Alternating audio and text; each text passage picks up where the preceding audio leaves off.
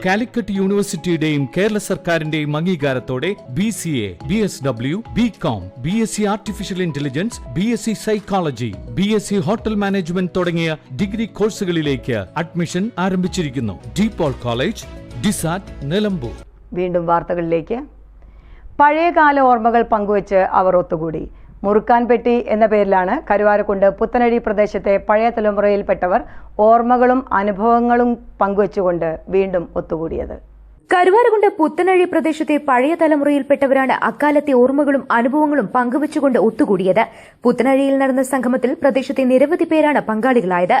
ശാരീരിക അവശതകളാൽ വീട്ടകങ്ങളിൽ തന്നെ ഒതുങ്ങിയിരുന്ന പലർക്കും ഈ ഒത്തുചേരൽ പുത്തൻ അനുഭവമാണ് ഏകിയത്. ഏറെ നാളുകൾക്ക് ശേഷമാണ് പലരും വീണ്ടും കണ്ടുമുട്ടിയത്.